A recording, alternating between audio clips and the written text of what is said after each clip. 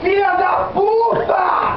O seu filho chorando, vai dar de mamar? Miserável! Tá pensando, pega essa porra aí, mano! Não, peraí, parou. Pô.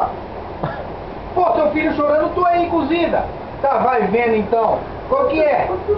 Levanta daí, mano. Eu não tô vendo nada. Aqui o filho aqui, mano.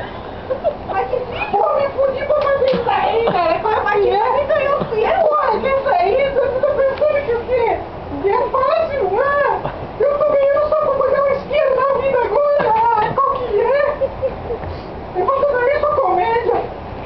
Sua fanfarrona, mano.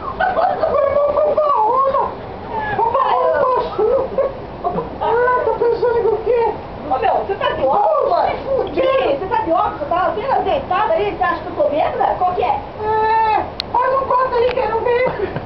Faz aí. Ai, segura teu filho. Vai dar de mamar aí. Tá pensando que o quê? Ó, carta de baralho pra mim. Você com essa cartada aqui. Carta de baralho, tá ligado? Ei, eu sou o homem de mulher. O quê?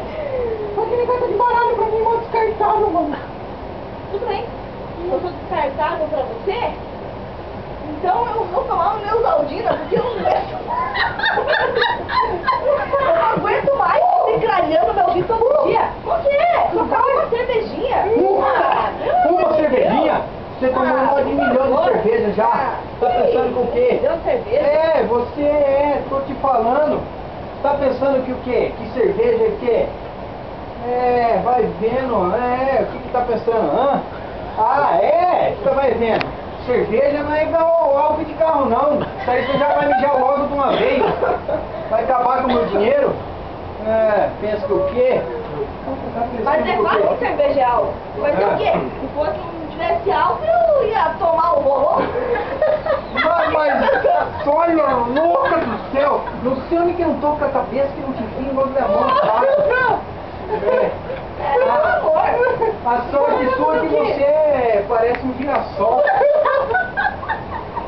Eu não sei que eu sou um girassol, mas... Você quer que eu faça o quê? Sei lá. Você quer que eu... Sei lá, inventa aí qualquer coisa. Você quer que eu te ataque com SBP na sua cara? Como é que é? Isso é